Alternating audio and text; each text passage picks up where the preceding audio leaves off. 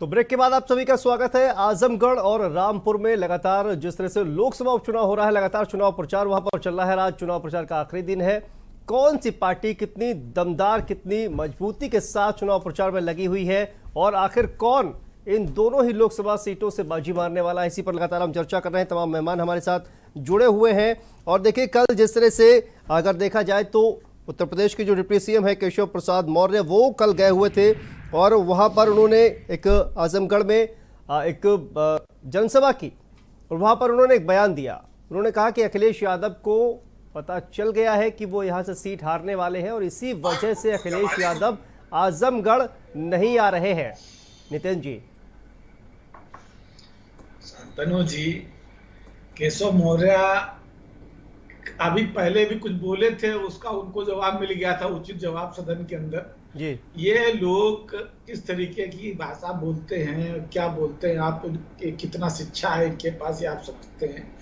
आदरणीय अखिलेश यादव जी की ये ताकत है कि उनको वहां जाए बिना ही हमारे कार्यकर्ता और पार्टी का एक एक पदाधिकारी और एक एक बूथ का नेता, समाजवादी साथी आजमगढ़ से समाजवादी पार्टी को भारी प्रचंड बहुमत से जिता करके और भारतीय जनता पार्टी का एक बार फिर से सफाया करने का काम करके दिखा देगा। और इसका जवाब अभी 26 तारीख को जब परिणाम आएंगे तो केशव मौर्य को स्वयं मिल जाएगा। केशव मौर्य सिर्फ अपनी अराजक भाषा, अराजकता और उदंडता के लिए ही जाने जाते हैं। उनके ऊपर 52 मुकदमे, 56 मुकदमे, जिस तरीके के आपराधिक मुकदमे हैं, ये दुनिया से छुपा नहीं है, सब लोग जानते हैं। इनके जैसे लोगों के बात का जवाब देना मैं यहाँ उचित नहीं समझता हूं। उनका जवाब हमारे पार्टी के कार्यकर्ता मतदान के रूप में 23 तारीख को देंगे, जिसका परिणाम 26 तारीख को हम सब लोग देखेंगे। जी, शम्सी आजाद जी, देखिए अब तमाम ऐसे शब्दों का इस्तेमाल किया जो मैं नहीं चाहूँगा कि उनको दोहराना, लेकिन केशव प्रसाद मौर्य वहाँ पर जाते हैं। तमाम कहा जाए कि जो नेता है जो कि वहाँ पर उनको लगता है कि ये प्रभावी है, वो भी भारतीय जनता पार्टी में शामिल होते हैं। कोशिश ये की जाती है कि तमाम जो दलित वोट है उसको भी अपने पाले में किया जाए, क्योंकि जिस तरह से रिजवी साहब ने कहा कि गुड्डू जमाली के आने से वहाँ पर कहीं ना कहीं जो मुस्लिम वोट बैंक है वो डिवाइड हो जाएगा और दलित वोट बैंक जो है वो चूंकि मुस्लिम कैंडिडेट वहां पर खड़ा हुआ है, इसलिए बहुत ज्यादा कॉन्फिडेंट तरीके से उसको वोटिंग नहीं करता है। क्योंकि योगी जी ने कल वहां जाकर रैली जिस तरह से की है, जिस तरीके से एक अपार जन सैलाब रैली में वहां पर मौजूद था और उनका उत्साह वहां पर देखने को मिला, तो ये समाजवादी पार्टी के ताबूत में आखिरी कील का काम कल ही हो गया था। और कल ही ये हो गया था कि अब जो है भारतीय जनता पार्टी यहाँ से विजयी होने वाली है।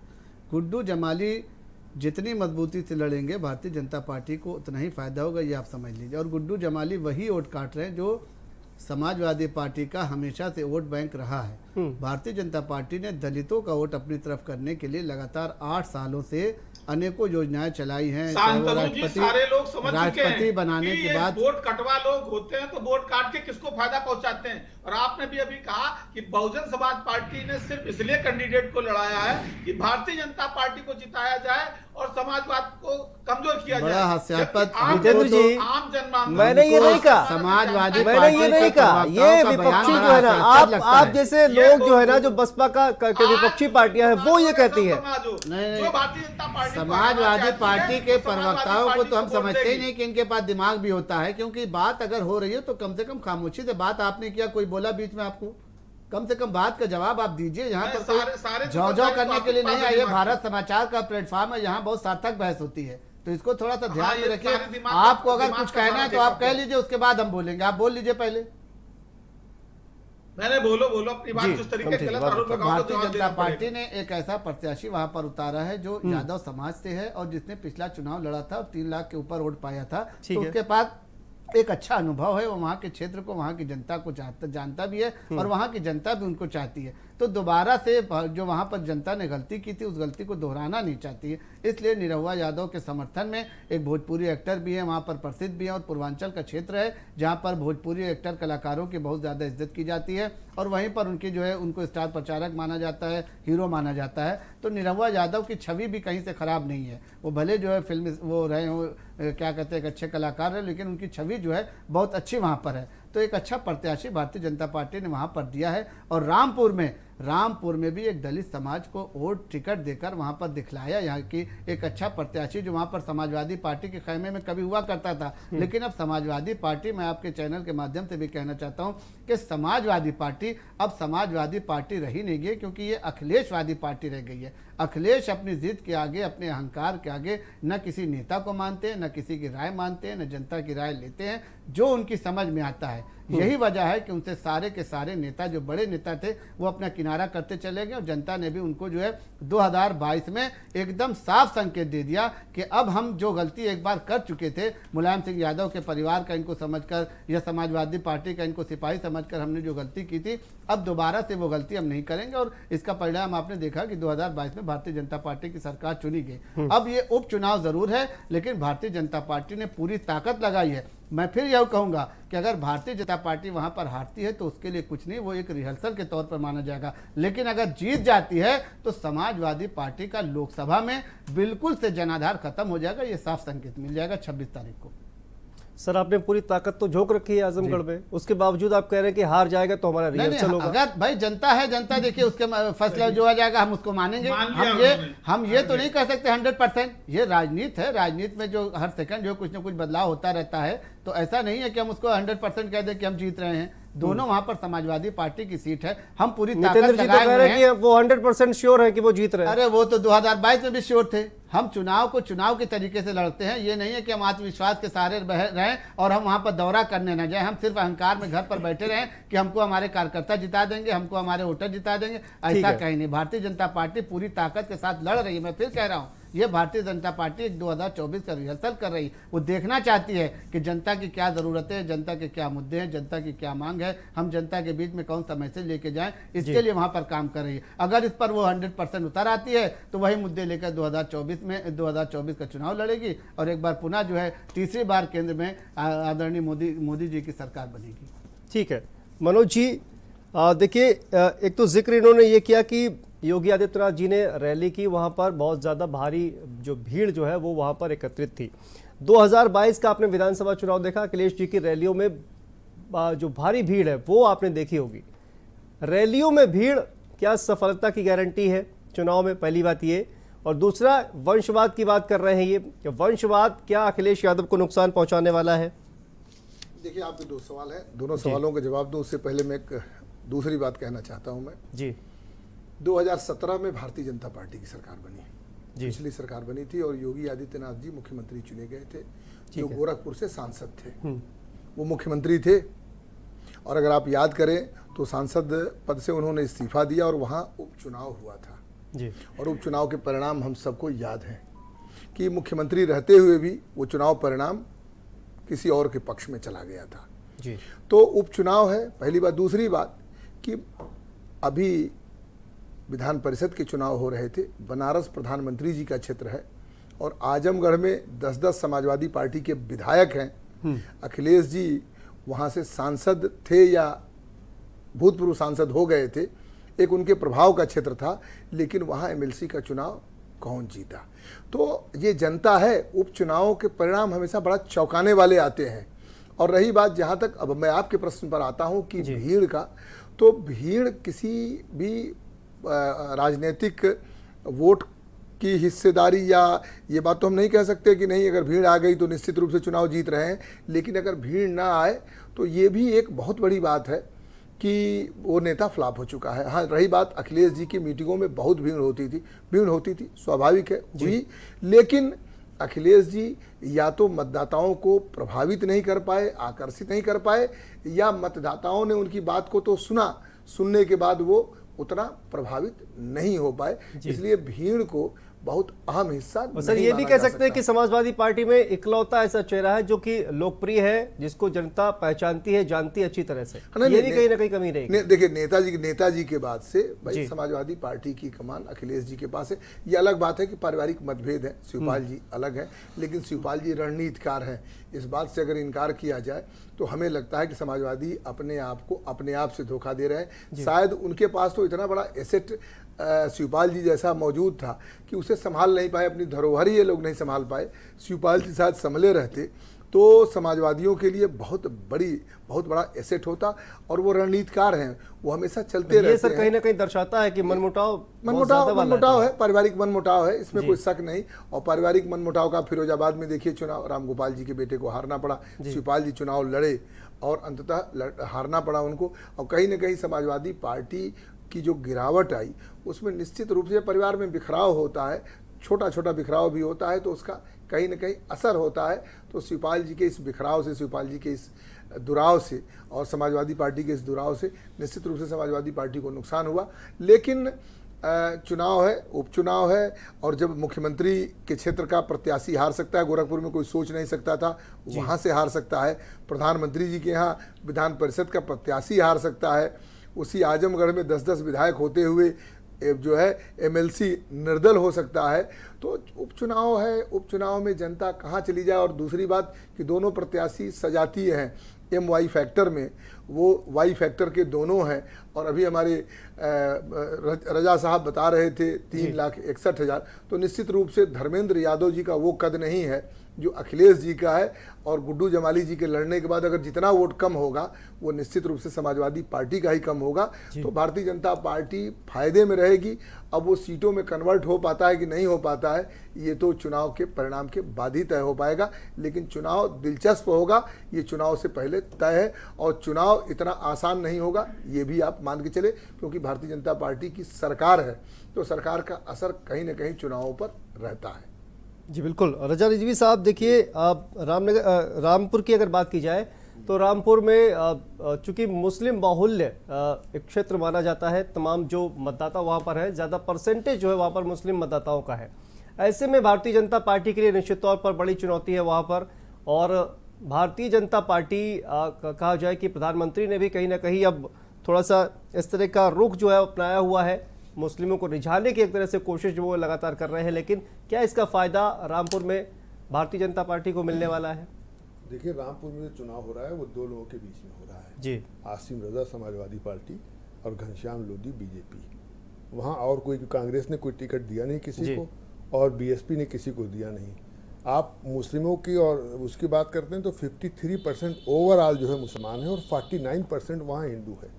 मुसलमानों की अगर बात करें तो आप समझिए, अभी प्रधानमंत्री ने अपनी माता जी के पास जब गए हैं तो उन्होंने कहा मेरा एक दोस्त अब्बास जी, क्या समझिए, वो यहाँ रहता और मेरी माता जी जो है वो अच्छे अच्छे पकवान बनाती है, वो खाते हो, हम लोग जाते हैं, वो अब ऑस्ट्रेलिया में है।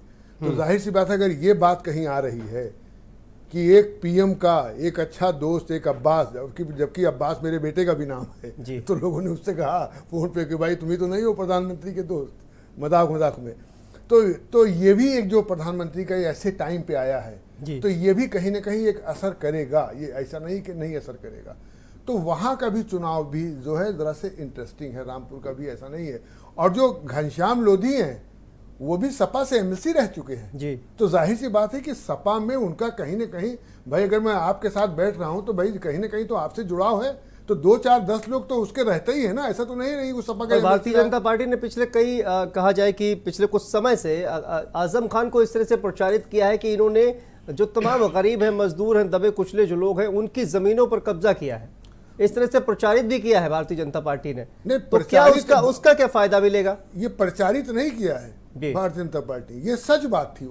वहाँ की जो परेशान लोग हैं जिनकी जमीनें ली हैं, उन्होंने खुद कहा है, उन्होंने खुद दरखास्त दी है थाने के अंदर। भारतीय जनता पार्टी नहीं गई देने के लिए। मैं किसी को तरफदारी की बात नहीं कर, जो सच्चाई यूनिवर्सल टू द जर्नलिस्ट बता रहा हूँ आपको। तो वहाँ लोग गए हैं जो बताया, जाहिर सी बात है कि जो उनका स्कूल जैसे बना, ये ठीक था कि शिक्षा मंदिर बन रहा था, लेकिन जिस तरीके से उसकी बुनियाद खड़ी की गई वो बुनियाद ठीक नहीं थी। तो भारतीय जनता पार्टी ने बहुत समझबूझ से वहाँ खड़ा किया है, लेकिन यह है कि वहाँ फाइट है। अब आप आजमगढ़ में आ जाइए तो आजमगढ़ में 3 लोग लड़ रहे हैं चुनाव जी। वहाँ तो 2 ही हैं आरामपुर में। यहाँ गुड्डू जमाली भी हैं और यहाँ जो है दिनेश लाल निरहुआ भी हैं और यहाँ पर जो है वो बदायूं के पूर्व MP जो है धर्मेंद्र भी हैं जी। तो 3 वहाँ लड़ रहे हैं, लेकिन 3 लड़ने से हमें लगता है कि भारतीय जनता पार्टी की स्थिति वहाँ तगड़ी है, फाइट है, टफ फाइट है। अखिलेश के लड़ने में निरहुआ की कोई फाइट नहीं थी जी। सर नितेश जी से सवाल नितेश जी से लेते हैं। सर देखिए नितेश जी, रजा रिजवी साहब कह रहे हैं कि वहां पर भारतीय जनता पार्टी मजबूत स्थिति में है, तो ये बताइए कि आखिर अखिलेश जी कब जाएंगे आजमगढ़ में चुनाव प्रचार करने के लिए? क्या आज जाएंगे, क्योंकि आज अंतिम दिन है?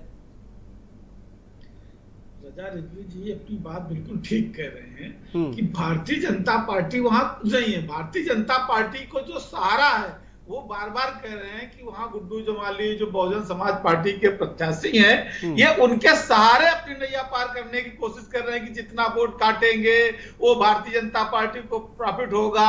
टफ लड़ाई है, सही कह रहे हैं, लेकिन वहां का जो मतदाता है वो जानता है कि गुड्डू जमाली को वोट देने का मतलब है कि सीधे सीधे भारतीय जनता पार्टी को लाभ पहुंचाना। इसलिए वो गुड्डू जमाली को वोट ना करके सीधे समाजवादी पार्टी को, चाहे वो अंबेडकरवादी हो या समाजवादी हो, ये सारे के सारे लोग भारतीय जनता पार्टी और इनके वादी और इनकी पाखंडवादी व्यवस्था के खिलाफ एक मुफ्त वोट करने जा रहे हैं, जो सारे के सारे लोग समाजवादी पार्टी को और धर्मेंद्र यादव को वहां मजबूत करेंगे और धर्मेंद्र यादव जी प्रचंड बहुमत से जीतेंगे। मेरा शांतनु जी ये कहना है, क्योंकि सारे लोग भारतीय जनता पार्टी के फर्जी राष्ट्रवाद और इस पाखंडवाद से तंग आ चुके हैं। आज आम आदमी भाईचारा चाहता है, नितिन जी ओवर कॉन्फिडेंस बोल रहा है आपका। ओवर कॉन्फिडेंट नहीं बोल रहा है, सच्चाई बोल रही है कि इस देश में नफरत का माहौल जिस तरीके से भारतीय जनता पार्टी ने बनाया है। देखिए ये जो है बात हमेशा हमारे देश में होती है कि देखिए भारतीय जनता पार्टी के चुनाव लड़ने का जो तरीका है और बाकी अन्य पार्टियों का जो तरीका है, आप एक तरफ देखिए कि मुख्यमंत्री योगी आदित्यनाथ, उप मुख्यमंत्री केशव प्रसाद मौर्य, तमाम दिग्गज जो है वो आजमगढ़ लोकसभा उपचुनाव में जाते हैं प्रचार करने के लिए। अखिलेश जी क्यों नहीं जाते हैं? क्या वो इस चुनाव को सीरियसली नहीं लेते हैं? सरेंडर कर गए हैं पहले से, क्योंकि वहां की जनता ने नितिन जी मना कर दिया है। जी बिल्कुल ऐसा नहीं है। तो हमारी पूरी पार्टी वहां मजबूती के साथ लड़ रही है। अगर आवश्यकता समझेंगे राष्ट्रीय अध्यक्ष जी जाएंगे। आप पांच अपने साथ पांच नेताओं का नाम बताएं, बड़े नेता जो वहां पर आजमगढ़ में मौजूद हैं या वहां पर रह रहे हैं।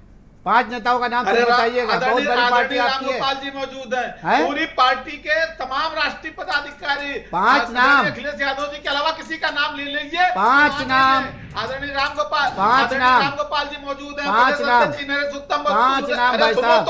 नरेश उत्तम, आपको जानकारी नहीं नरेश उत्तम इस वक्त कहाँ है? आपको पता नहीं है नरेश उत्तम कहाँ है? फोन मिला के पता कर लीजिए। अभी चैनल से मैं भारतीय जनता पार्टी कार्यालय में बैठे हैं क्या? आएंगे वहीं पर आएंगे। एक दिन उनका भी आएगा, वो भी भारतीय जनता पार्टी कार्यालय जी। आपको अभी आप ही ने कहा था कि उदंडता मत करिए, जब दूसरा बोलता तो क्यों आप इस पर डिस्टर्ब कर रहे हैं? ठीक है नितिन जी बोलिए, अपनी बात रखिए।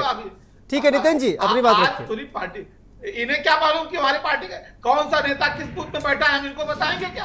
आदरणीय रामगोपाल जी वहां मौजूद है, आदरणीय संपत प्रसाद निषाद जी वहां मौजूद है, बड़े नेता है पार्टी के। हमारे तमाम राष्ट्रीय पदाधिकारी जितने, हमारे इंद्रजीत सरोज जी वहां मौजूद है, हमारे निषाद मौजूद है। अरे पूरे पार्टी का पार्टी नेतृत्व मौजूद है वहां पर।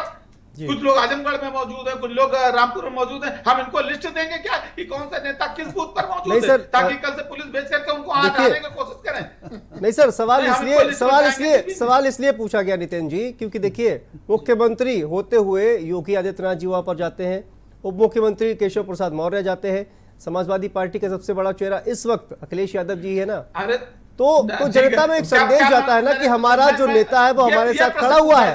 ये प्रश्न पूछा जाए कि क्या प्रधानमंत्री जी गए, क्या प्रधानमंत्री नगर निगम के चुनाव भी चले जाते हैं, तो क्या गृह मंत्री जी आए, क्या अमित शाह जी? तो ये हर पार्टी का एक राष्ट्रीय नेतृत्व तो जहां जरूरत समझता है वहां जाता है। प्रदेश का नेतृत्व है, प्रदेश का नेतृत्व हमारे राष्ट्रीय पदाधिकारी तमाम लोग वहां पर काम कर रहे हैं। अब ये कोई जरूरी नहीं कि हर जगह आदरणीय अखिलेश यादव जी जाएंगे। जहां आवश्यकता होती है वो जाएंगे, और जिसको जो निर्देश देना है वो काम कर रहे हैं अपने तरीके से। ये रणनीति है हमारी पार्टी की, हम कैसे काम करेंगे। हर रणनीति टीवी चैनल पे बैठ कर ये शमशीर जी को नहीं बताएंगे कि हमारा कौन सा नेता किस बूथ पर है, कल ही अपने दरोगा भेज करके उनको वहां से उठवाने का काम करने लगेंगे। भारतीय जनता पार्टी को तो आप देखिए ना किस तरीके से दबाव बना करके और किस तरीके से लोगों का उत्पीड़न करके समय काम कर रही है। ठीक है नितिन जी शमशी जी से पूछ लेते हैं जी। अखिलेश यादव भी शायद डरे हुए हैं, इसी वजह से आजमगढ़ नहीं जा रहे हैं कि शायद अगर वो जाए तो गिरफ्तार न हो जाए। नेता गिरफ्तार हमें लगता है, एक मिनट सुनिए, नेता अगर कोई नेता है जनप्रतिनिधि है, वो अगर गिरफ्तारी से डरता है तो नेता ही नहीं कहा जाता। यहाँ तो शुरुआती होती है, जब तक आप गिरफ्तार न हो, लाठी न खाए, नेता नहीं बनते। डरे हुए हैं। आप देखिए 2 चीजें हैं शांतनु जी, 2 चीजें हैं। रामपुर में आजम खान ने बिल्कुल साफ मना कर दिया। प्रधानमंत्री जी, गृहमंत्री जी नहीं, रामपुर में, अरे बात हो गई आपकी, बात सुन लीजिए। प्रधानमंत्री जी जाते हैं, रामपुर में आजम खान ने बिल्कुल साफ मना कर दिया और उन्होंने टिकट ही इसी वजह से दिलाया है कि वो अपनी ताकत को पहचानना चाहते हैं और दिखाना चाहते हैं कि जो 27 महीने तक जेल में रहा है उससे मिलने अखिलेश यादव अगर नहीं आते हैं तो उन्होंने चुनाव प्रचार में भी आने से मना कर दिया है कि आपको आने की कोई जरूरत नहीं है, क्योंकि मैं जब मुसीबत में था 27 महीने जेल में था तो आपने एक बार भी हमारा हालचाल नहीं लिया, न मंच से लिया, न किसी के माध्यम से लिया, न मिलने के लिए गए। मिलने कब जाते हैं? जब लोकसभा के चुनाव की डेट आ जाती है तब वहां मिलने के लिए अखिलेश यादव पहुंचते हैं। और आजम खान ने बिल्कुल साफ कह दिया है कि चुनाव हमारा है, ये क्षेत्र हमारा है, आप हमारे ऊपर, हमारी बिरादरी के ऊपर बहुत राजनीति कर चुके हैं, अब हम जो है नेतागिरी यहाँ करेंगे। और उन्होंने समाजवादी पार्टी के सभी बड़े नेताओं को मना कर दिया है, वो अपनी शक्ति दिखाना चाहते हैं। हालांकि भारतीय जनता पार्टी ने एक ऐसा प्रत्याशी वहां पर उतारा है जो उनके वोट में सेंग लगाने का काम करे। समाजवादी पार्टी से रहा भी है, ये रजा रिजवी साहब ने बताया भी है कि वो समाजवादी पार्टी से एमएलसी भी रह चुका है, पास अपना कोई कार्यकर्ता नहीं था, एमएलसी भी रह चुका है। और आजमगढ़ में तो जो परिणाम आएगा वो आप देखेंगे कि आश्चर्यचकित आएगा, क्योंकि आजमगढ़ में भी अखिलेश यादव को अंदरूनी रिपोर्ट पता चल चुकी है। वो इज्जत बचाने के लिए पहले ही वाकओवर कर चुके हैं कि एक जगह आने से मना कर दिया गया है और दूसरी जगह जाने से कोई फायदा नहीं है, इसलिए उन्होंने दोनों जगह जाने से मना कर दिया है। और दोनों जगह पर ही भारतीय जनता पार्टी के सारे नेता और शीर्ष नेतृत्व वहां मौजूद है। बूथ स्तर से लेकर पन्ना प्रमुख से लेकर राष्ट्रीय स्तर के कई कैबिनेट मंत्री और कई पदाधिकारी दोनों जगहों पर अपने बराबर निगाह बनाए हुए हैं और जनता के बीच में वहां पर रहकर प्रवास कर रहे हैं। और यही प्रधानमंत्री जी, गृह मंत्री यही जीत का लक्ष्य है। डरा हुआ है, इसीलिए वो नहीं आए। हासिल कि आजमगढ़ गए प्रधानमंत्री जी और हार गए तो फिर बदनामी होगी, इसीलिए प्रधानमंत्री जी नहीं गए हैं। क्योंकि प्रधानमंत्री तो कारपोरेटर का चुनाव में जनसभा करने जाते हैं, लेकिन चूंकि आजमगढ़ में आप प्रधानमंत्री की जनसभा होगी और फिर चुनाव हारेंगे, इसी डर से प्रधानमंत्री और गृह मंत्री दोनों लोग नहीं गए। नहीं, प्रदेश प्रधानमंत्री की जरूरत नहीं है अभी, जरूरत अगर नहीं, इसी डर से नहीं है कि आजमगढ़ जाएंगे। प्रधानमंत्री जी आपकी सोच से बहुत बड़े हैं और आपके मुंह से उनके लिए कुछ कहा जाए ये अच्छी बात नहीं है। ये अखिलेश यादव अगर प्रधानमंत्री के बारे में कुछ कहते तो कुछ इसमें मदद होता, कुछ कहा जाता कि मजबूत बात है। आपके मुंह से मोदी जी के बारे में कुछ अच्छा नहीं लग रहा है। चुनाव में जाते हैं, आप जिस पद पर हैं, आप जिस पद पर हैं वो सम्मानित पद पर हैं प्रधानमंत्री, उनके बारे में आप कहने के पहले सोचिए। हम लोगों की बात करें, हमारी बात करें, प्रदेश स्तर की बात करें, प्रदेश स्तर की बात करें, वहां तक अच्छा है। प्रधानमंत्री के बारे में कहने से पहले आप 100 बार ठीक है, शमसी आजाद जी, जरूरत रहेगी तो आप भी सकते हैं। ठीक है, वो नितिन जी, नगर निगम का चुनाव प्रचार करने जाते हैं, आपको पता नहीं शायद। जनता को हमने कभी नगर निगम या लोकसभा में नहीं बांटा है। भारतीय जनता पार्टी का यही जीत का लक्ष्य रहा है कि कभी जनता को नगर निगम है तो नहीं बांटा, विधानसभा है तो नहीं बांटा, जहां जरूरत पड़ेगी वहां जाते हैं। नहीं जाएंगे इस पर सवाल उठाओगे, प्रधानमंत्री नहीं आएंगे इस पर सवाल नहीं उठाओगे। ठीक है, यही भारतीय जनता ठीक है नितिन जी, चरित्र। ठीक है नितिन जी, देखिए वक्त की कमी है, आखिरी कमेंट जो है एक मनोज जी से और एक रजा रिजवी से लेंगे। मनोज जी, देखिए ये जिस तरह से शमसी आजाद जी ने कहा कि एक जगह बुलाया नहीं गया, दूसरी जगह अखिलेश जी गए नहीं, लेकिन क्या आपको लगता है कि ये जो चुनाव है आजम खान को अपनी ताकत दिखाने का एक कहा जाए कि ये मौका है? कि देखिए जिस तरह से शमसी आजाद जी ने कहा कि 27 महीने तक अब हमसे मिलने के लिए नहीं आए, लेकिन रामपुर जो है वो आजम खान का क्षेत्र है, गढ़ है और वहां पर उनकी पहुंच है, पकड़ है, ताकत है, और ये लोकसभा उपचुनाव में ये कहीं ना कहीं दिखाने की कोशिश की जा रही है। बिल्कुल सही बात है। रामपुर में आजम खान साहब को भरोसा भी है और वहाँ 53% आबादी मुसलमानों की है जी। आजम खान साहब ये जताना भी चाहते हैं, पार्टी को बताना भी चाहते हैं कि मुसलमानों के नेता वही है पार्टी में, और समाजवादी पार्टी अगर उनकी उपेक्षा करेगी तो वो उस क्या हो सकता है, वो एक राजनीतिक संदेश भी देना चाहते हैं। ठीक है, एक छोटा सा कमेंट रिजवी साहब से, ये जो चुनाव है ये आजम खान, रामपुर की अगर बात की जाए तो आजम खान के लिए ताकत दिखाने का आखिरी मौका है। बिल्कुल सही है, क्योंकि ये समाजवादी पार्टी वहाँ से अगर चुनाव जीतेगी तो आजम खान का जो है वो कद बढ़ेगा, और अगर हारेगी समाजवादी पार्टी और भारतीय जनता पार्टी जीतेगी तो आजम खान का वहाँ कद घटेगा। और हमें लगता है ये महसूस हो जाएगा कि मुसलमान का वोट जो है, जो कहते हैं कि हम मुसलमान के लीडर हैं, वो तय हो जाएगा कि मुसलमानों के लीडर वो नहीं है। ठीक है, आप सभी का बहुत बहुत शुक्रिया। शमसी आजाद जी, नितेंद्र सिंह जी, डॉक्टर मनोज पांडे जी, रजा रिजवी जी, आप सभी का बहुत बहुत शुक्रिया चर्चा में शामिल होने के लिए। तो देखिए आजमगढ़ में और रामपुर में लोकसभा उपचुनाव के लिए चुनाव प्रचार का आखिरी दिन है। उसके बाद 23 जून को वहां पर वोटिंग होगी और 26 को वहां पर नतीजे आएंगे। उसके बाद पता चलेगा कि आखिर कौन वहां से विजयी हुआ और किसकी जो तमाम ताकत दिखाने की बातें हो रही है, कोशिशें हो रही है, तो किसकी विजय जो है इस लोकसभा उपचुनाव में होती है। 10 का दम में आज के लिए इतना ही। आप देखते रहिए भारत समाचार। नमस्कार।